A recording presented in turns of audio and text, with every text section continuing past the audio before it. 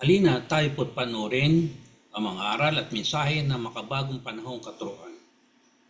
Mga katuruan at aral na nagmula pa sa lumang kaba ng tipan. Mga katuruan, mga hula, mga mensaheng matagal na kinalimutan at sa ngayon na tayo ay nasa dulo na ng huling panahon ay muling binuhay ang salita, ang diwa na dala ng mensahero na siyang galing sa dulong silangan. Mga kaalaman na libo-libong taon na ang nakalipas at ngayon ay muli na namang matutunghayan dala ng mga mensaheng ito. Ihanda ang ating mga sarili, buksan ang ating diwa, pansinin at timbangin ang mga katuruan, bigyan din ang mga aral na matututuhan. Mga aral at mga katotohanan na siyang magpapalaya sa ating nakaraan.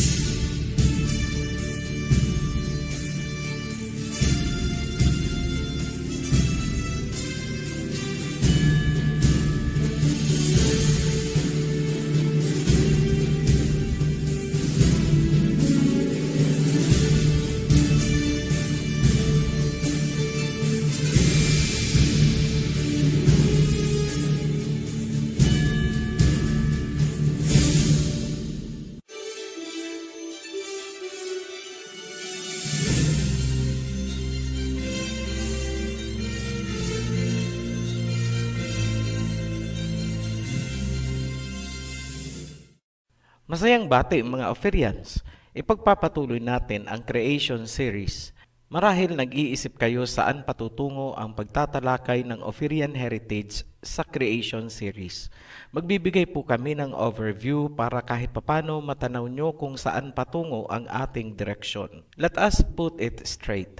Ang serye na ito ay tungkol sa history of humanity, mula sa creation papunta sa flood of Noah, papunta sa King Solomon's Temple, papunta sa panahon ng Misaya, then papunta sa kasalukuyang panahon at diretso sa prophecies ng Revelation. Kailangang intindihin mabuti ang Genesis para maunawaan bakit may lahi na tila maamong tupa pero mababangis na lobo pala. Hindi nyo rin mauunawaan kung ano ang gagawin ng mga ito pagdating ng panahon na inilarawan ng Book of Revelation. Bago natin ipagpatuloy ang serye, kailangang tuldukan natin ang usapin tungkol sa pagiging extinct ng lahi mula sa first couple para masagot ang mga sumusunod na tanong. Ano ang kinahinatnan ng lahi ng first couple? Kailan at saan nilikha si Adam? Bakit nilikha si Adam?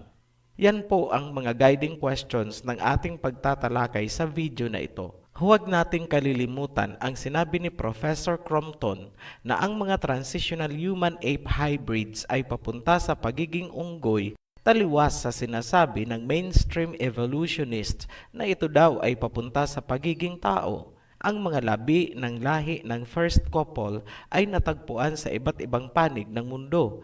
Nagpapatunay na tumupad sila sa mandatong ibinigay na go forth and multiply. Ngunit ang mga labi ay may palatandaan ng genetic corruption. Ang iba ay kinakitaan naman ng mahinang pangangatawan, stunted physique gaya ng mga hobbits na natagpuan sa Kalinga province. Ang madalas sabihin ng mga archaeologists at anthropologists na dahilan ng extinction ng naunang lahi ay ang mga sumusunod. Paglalaban-laban daw sa pagitan ng mga grupo, parang tribal wars. Pangalawang dahilan, nutrisyon. Kulang daw ang available sources ng pagkain kaya naging stunted, malnourished at hindi nag-survive. Ngunit may nakikita ang Ophirian heritage bakit naging extinct ang lahi ng first couple. Una ay ang genetic incompatibility among hybrids. Sa paglipas ng panahon, lalong naging komplikado ang kanilang mga genetic makeup dahil sa interbreeding ng magkakaibang species. dumating sa punto na hindi na sila makabuo ng lalaking anak dahil nagkakaroon ng miscarriage kapag lalaki ang ipinagbubuntis. Sa makatuwid, puro babae na lamang ang kanilang ipinapanganak. Ang pangalawang dahilan ng extinction ay ang pahina na saling lahi. Walang pinagkaiba sa mga hybrid na manok. Sila ang napakadaling tamaan ng peste, masyadong sensitive sa mga environmental changes at mahihina ang immune system. Ganyan din ang nangyari sa mga human-ape hybrids. Pangatlong dahilan ay ang pagkakatuyo ng malaking bahagi ng mundo kung saan ang Green Sahara at Middle East ay naging disyerto. Ang climate change na ito ay gradual sa simula at halos hindi kaagad naramdaman ang pagbabago. Expectedly, yung mga taong nasa Africa ay unti-unting umalis. Bahagi yan ng tinatawag sa modern history na out of Africa human migration. Yung mga nagpaiwan ang nangamatay. Ibig sabihin, yung mga nakaalis bago pa man umabot sa sukdulan ang pagkatuyot ay nakasurvive. Na-discover ng mga scientists na ang climate change ay dahil sa pagtagilid ng mundo sa kanyang axis. Dahil dito, nagbago ang angle ng pagtama ng sikat ng araw sa bahagi ng Africa at Middle East na humantong naman sa pagiging disyerto nito. Humigit kumulang 6,000 to 10,000 years na ang nakalipas. Natagpuan din ang mga fossils na magpapatunay na ang Sahara at Saudi Arabia ay dating verdant green o jungle bago naging disyerto. Linawin natin na kahit nagkaroon ng climate change, may mga survivors pa rin yung mga naunang nakalabas sa Africa at Middle East. Ngunit dahil maiksi ang kanilang lifespan at hirap na silang makaproduce ng lalaki, papunta pa rin sila sa extinction. Yan ang sagot natin sa guide question number 1 na kung ano ang kinahinatnan ng lahi galing sa first couple. Ngayon, sagutin naman natin ang sumunod na tanong. Ito yung guide question number 2. Kailan at saan nilikha si Adam? Balikan natin ang chronology.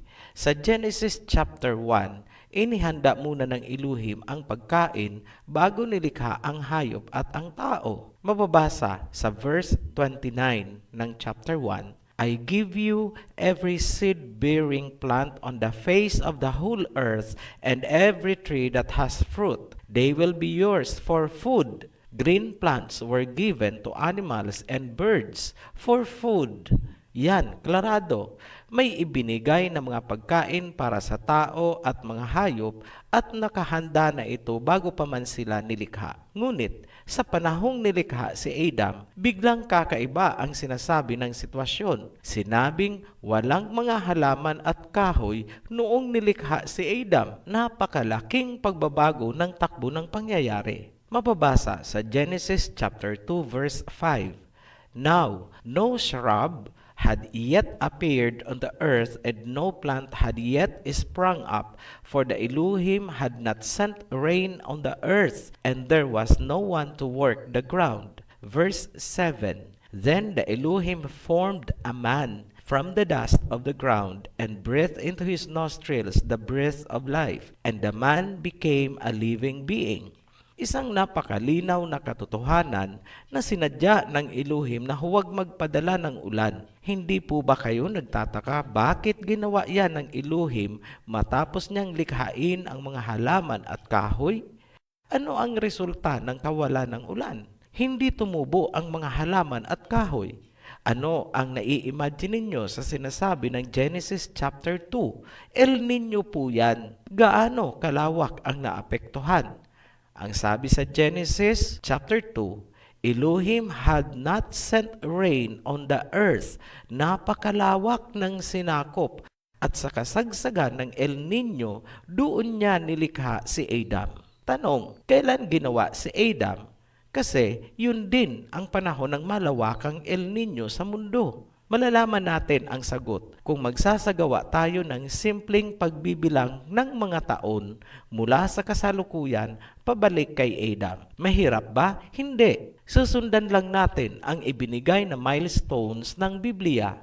Kailangan mo lang ng simpleng pangunawa at kaalaman paano gumamit ng calculator. Ganun kasimple.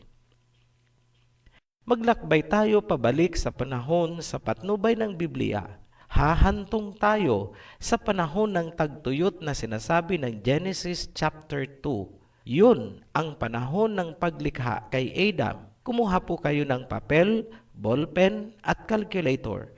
Dahil medyo mahaba pong kwentahan ito at may kabilisan ang screen natin. Kung gusto nyo pong titigang mabuti ang mga information, pwede nyo pong i-pause saglit ang video. Simulan na natin ang pagbibilang ng panahon sa pamamagitan ng mga saling lahi mula kay Adam. Sa Genesis chapter 5 verse 3, when Adam had lived 130 years, he had a son in his own likeness, in his own image, and he named him Seth. Sinasabi na si Adam ay 130 years old noong isinilang niya si Seth. Ibig sabihin, mula sa pagkakalikha kay Adam, papunta sa pagsilang kay Seth, may 130 years na lumipas. Sulat nyo po, 130 years. Ganyan po ang gagawin natin. Ngayon, pagdating natin sa verse 6, Genesis chapter 5 pa rin. When Seth had lived 105 years, he became the father of Enosh. Sinasabi na pagkalipas ng 105 years, naging anak ni Seth si Enosh. Lista po natin, Seth to Enosh, 105 years. Verse 9, when Enosh had lived 90 years, he became the father of Kenan. Sinasabi na pakalipas ng 90 years, 90, naging anak ni Enosh si Kenan. Sa verse 12, when Kenan had lived 70 years, he became the father of Mahalalel. Sinabi na pagkalipas ng 70 years, naging anak ni Kenan si Mahalalel. Sulat nyo po, 70 years. Verse 15, when Mahalalel had lived 65 years, he became the father of Jared. Sinabi na pakalipas ulit ng 65 years, naging anak ni Mahalalel si Jared. Sa verse 18, when Jared had lived 162 years, he became the father of Enoch. Sinabi na pakalipas ng 162 years, naging anak ni Jared si Enoch. Huwag po kayong malilito, dalawa ang Enoch sa Biblia.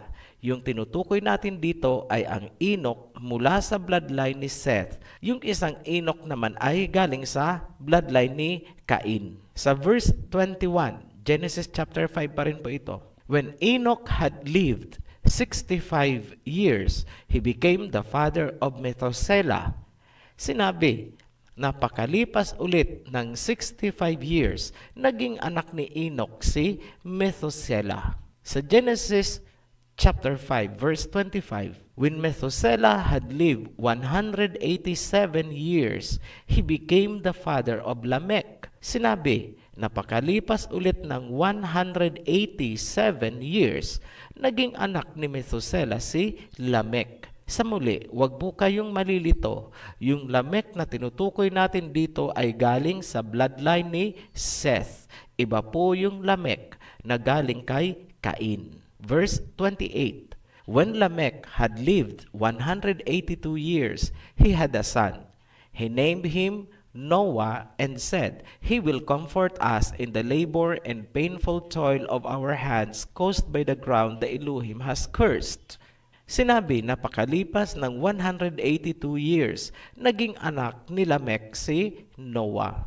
Sa Genesis chapter 7 verse 11, nasusulat, in the 600th year of Noah's life, on the 17th day of the 2nd month, on that day, all the springs of the great deep burst forth, and the floodgates of the heavens were opened. Sinasabi na naganap ang baha noong si Noah ay 600 years old.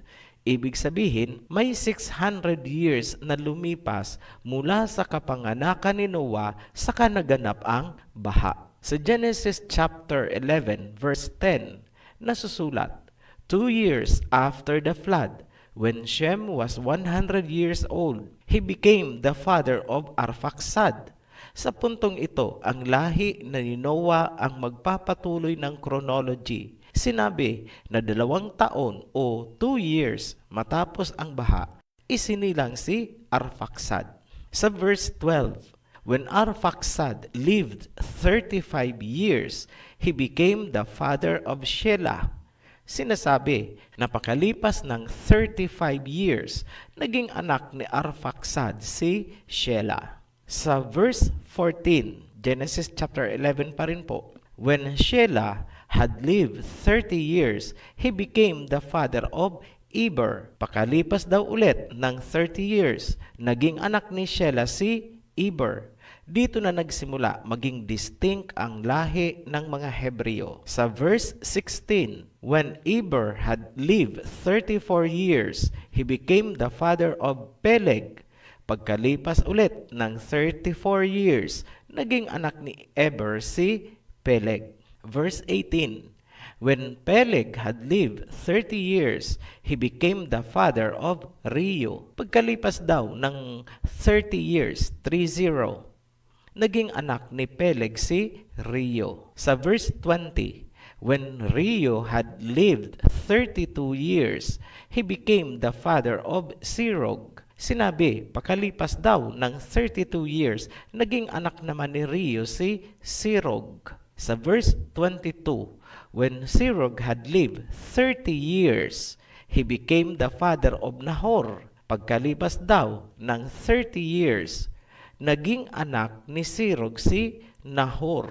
Verse 24, when Nahor had lived 29 years, he became the father of Terah. Pagkalipas daw ulit ng 29 years, naging anak ni Nahor si Terah.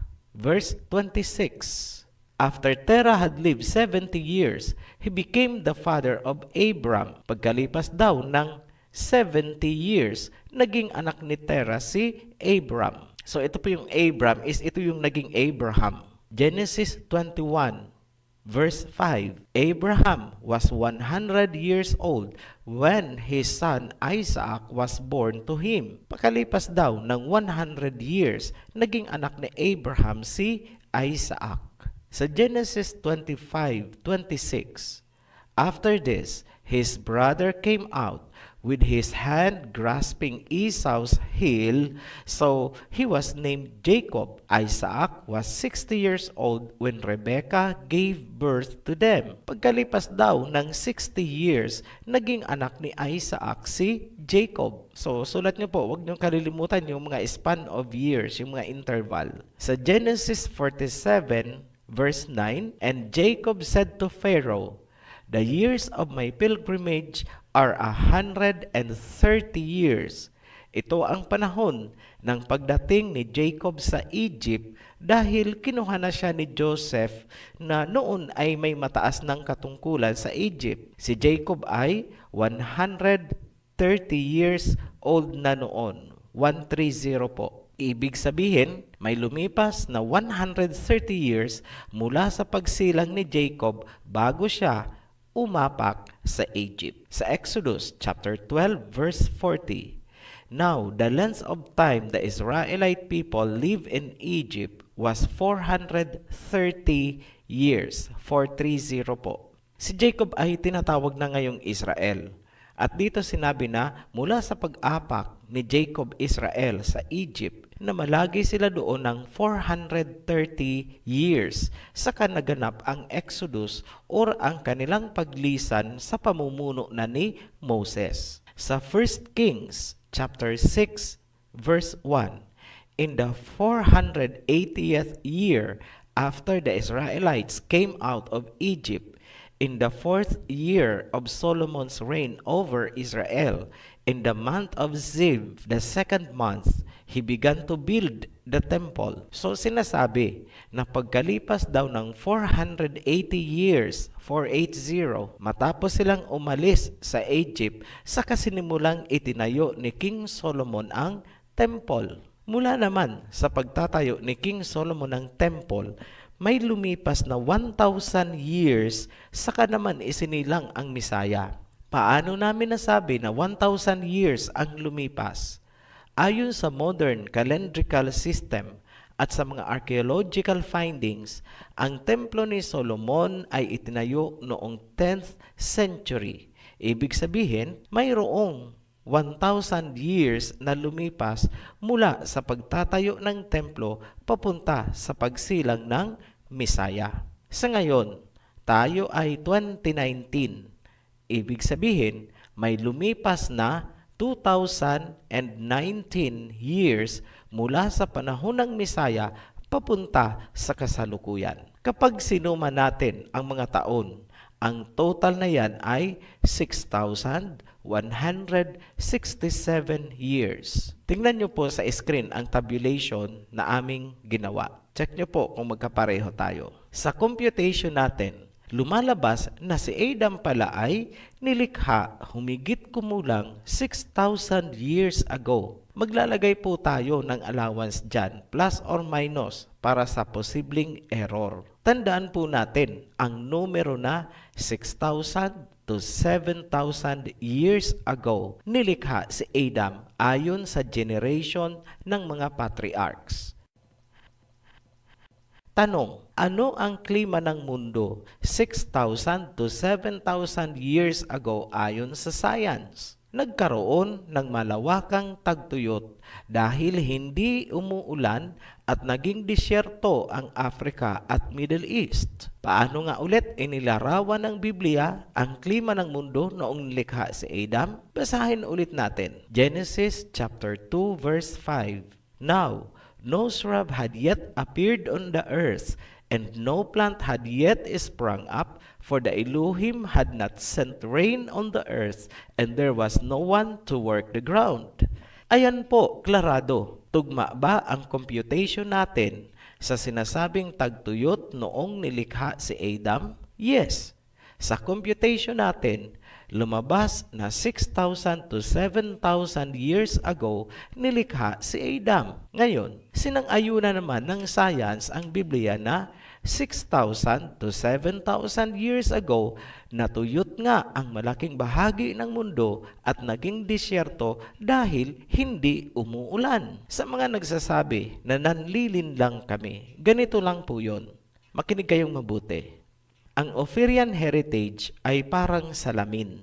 Kapag humarap ka sa amin, ang nakikita mo ay ang sarili mo. Dahil nasagot na natin kung kailan nilikha si Adam at ang sitwasyon ng mundo noong siya ay nilikha, masasagot na natin ang tanong na saan nilikha si Adam at siyempre pa, yun ang Garden of Eden. By elimination, mag-elimination process po tayo. Alisin na natin ang Africa at Middle East dahil na-establish na natin na sa panahong nilikha si Adam, ang lugar na yon ay naging disyerto.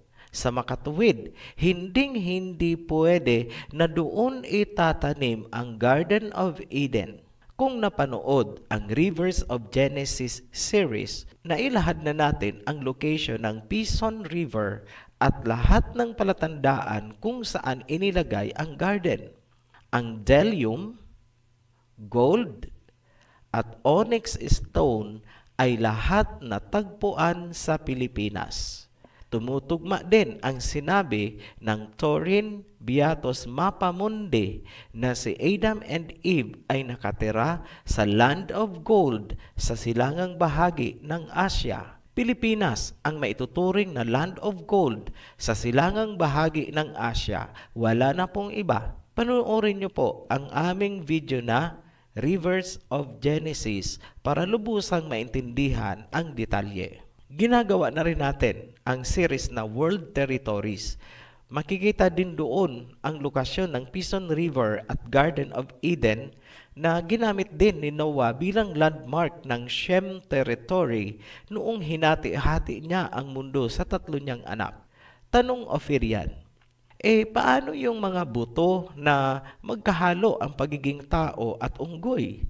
Sino sila at saan sila nanggaling? Bakit million years old na sila? Sagot, totoo at tama ang sinasabi ng science tungkol sa mga buto na magkahalo ang katangiang pagiging taong unggoy. Hindi rin pwedeng itanggi ang katotohanang million years old na ang mga buto or fossils. Kung pagsasama-samahin mo ang sinasabi ng Biblia at ng science, napakalinaw na ang mga butong yan ay galing sa lahi ng first couple dahil ang modern humans na lahi ni Adam ay nagsimula 6,000 to 7,000 years ago pa lamang. Ngayon, sagutin natin ang guide question number 3. Bakit nilikha si Adam?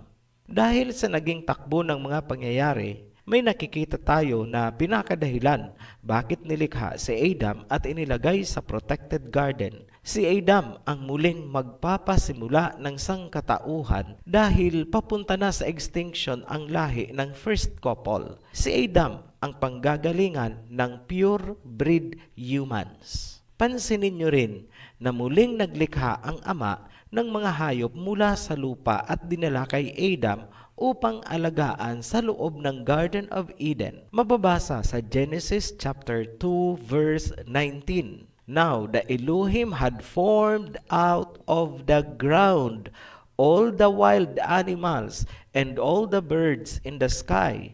He brought them to the man to see what he would name them. Maliwanag na muling naglikha ng mga hayop mula sa lupa at saka dinala kay Adam. Special note, wild animals ang tawag sa mga hayop na nilikha. Importante pong tandaan ang salitang wild. Maituturing na ang garden ay isang sanctuary of new pure-bred animals at human. Ganon kahalaga si Adam at ang mga hayop kaya sila ay inilagay sa enclosed garden. Ngunit, bandang huli, nakita ng Elohim na kailangan ni Adam ng katulong. Kaya ginawa niya si Eve mula sa flesh and bone ni Adam. Ibig sabihin, mula sa DNA ni Adam, pure genetic line. Ang pansamantalang role ni Adam and Eve ay alagaan ang new creation. Pansinin po ang ginamit natin, pansamantalang role. Expressly, sinabi sa Genesis na si Adam ang caretaker ng garden at tutulungan siya ni Eve. Kung mapapansin, sa panahon na ito, hindi pa sila sinabihan na magpakarami habang hinihintay na maubos ang corrupted genetic line mula sa first couple. Sa mga paulit-ulit na nagkokomento tungkol sa pagiging ina ni Eve ng lahat ng nabubuhay, hindi po namin yan kinukontra. Ngunit, ilagay nyo sa tamang panahon kung kailan nagsimula o nag-take effect ang Genesis chapter 3 verse 20 at kung ano-anong text na pinaghuhugot ninyo. Huwag nyong gawing chapsoy ang timeline. Huwag nyong huhugutin ang nahuling event at ilalagay nyo sa unahan dahil maguguluhan kayo. Bilang konklusyon, walang dapat pag-awayan ang evolution at ang creation kung ang pag-uusapan lang naman ay ang pinagmulan ng modern humans. Ang lahi ni Adam ay nagsimula 6,000 years ago pa lang ang nakaraan ayon sa Biblia. Sa makatuwid, kung ang specimen na nahukay ay lumampas na sa 6,000 years ago, ibig sabihin, yan ay hindi galing sa lahi ni Adam. Kung pag-uusapan naman ang tanda ng mundo, maaaring totoo din naman ang sinasabi ng science na billion of years na ang mundo. Ngunit, hindi ibig sabihin nun na ang tao ay billion of years na rin. Yung mundo lang, yung structure lang ng mundo ang billion of years, hindi ang tao. Tandaan na ang structure ng mundo ay higit na naunang ginawa bago pa man nilikha ang tao. Ang mga dinosaurs ay naunang nilikha matagal na panahon bago pa man nilikha ang first couple. Sa makatuwid, hindi na inabutan ni na Adam and Eve ang mga dinosaur.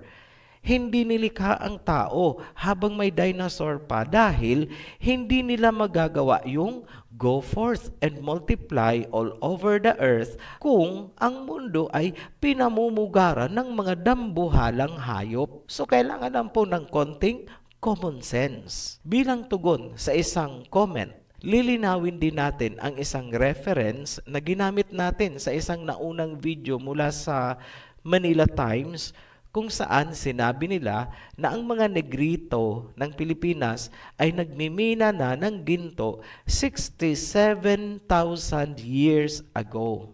Una, ang hangad natin sa reference na yan ay para patunayan lang na ang lupaing ito ay hitik sa ginto mula pa sa pinakaumpisang panahon. Hindi po ang 67,000 years ago ang habol natin sa paggamit ng reference na galing sa Manila Times. Alam po namin na walang kakayahan ang Bureau of Mines kung saan kinuha ni Manila Times ang information. Walang kakayahan ang Bureau of Mines na magbigay ng ganyang estimate na mga 67,000 years ago. Sa puntong ito, i-introduce na namin ang tungkol sa susunod na video. Ito ang pinaka-inner core ng mga pangyayari sa Garden of Eden na magpapaliwanag bakit nagkaroon ng Noah's flood, bakit nagkaroon ng baha, at bakit may mga ibinigay na warnings all throughout the Bible hanggang sa mga prophecies na matatagpuan sa Book of Revelation.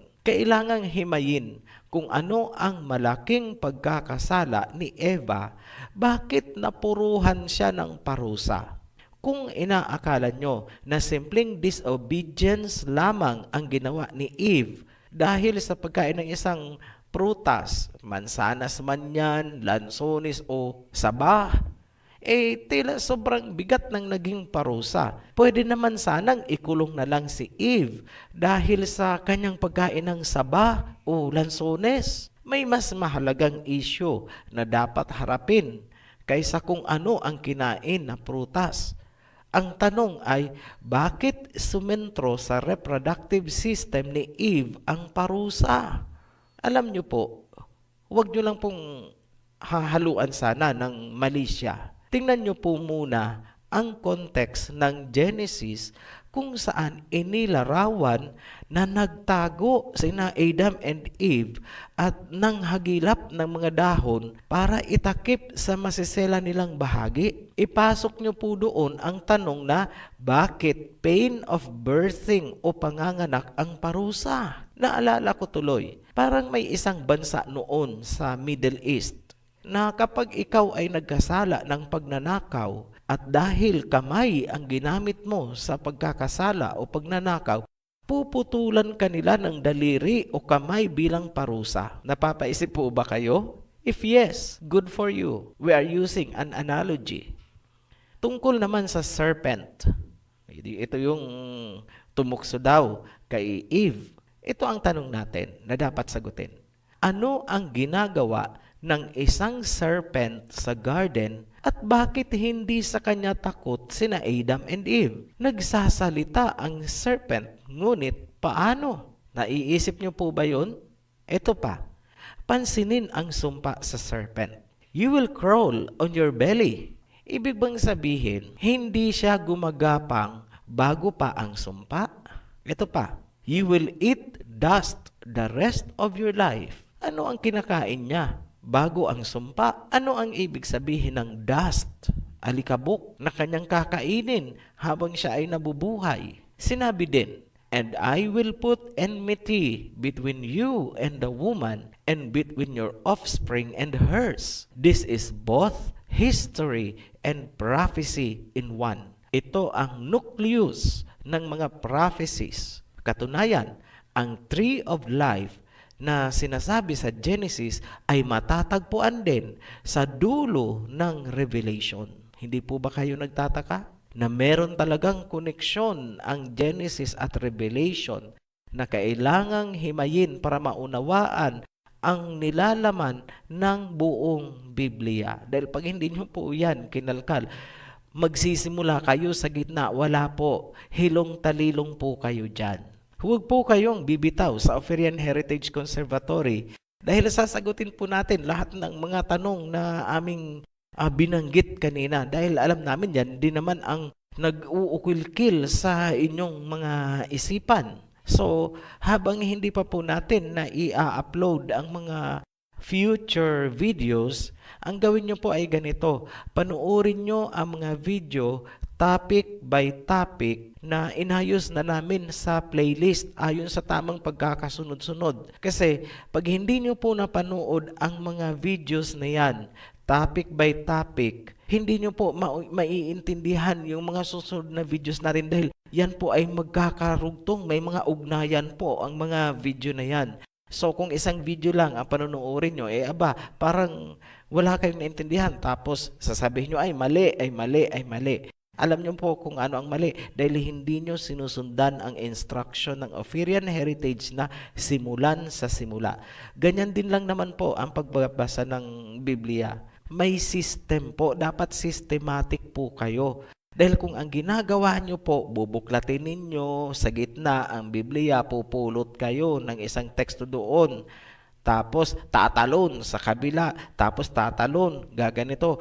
Wala po, wala kayong maiintindihan. Sa totoo lang po. Hindi namin sinasabi na ang mga teksto ay walang kinalaman sa kabilang teksto. Meron po. Ngunit, kailangan nyo pa rin na meron kayong system na magsimula ka sa pinakasimula dahil lahat ng dadaanan mong teksto hanggang dumating ka sa Revelation ay nakabase at ang pundasyon niyan ay Genesis. Muli po kaming nagpapasalamat sa mga patuloy na sumusubaybay sa ating mga video. Hanggang sa muli, be blessed, Oferians. Maraming salamat po sa inyong pakikinig. At kung meron po kayong natutuhan, please share the link. At kung may mga katanungan na nais malaman, please contact ang link na sa baba ng video ito. Maraming pong salamat sa muli. Umayo po tayo ng may kapayapaan.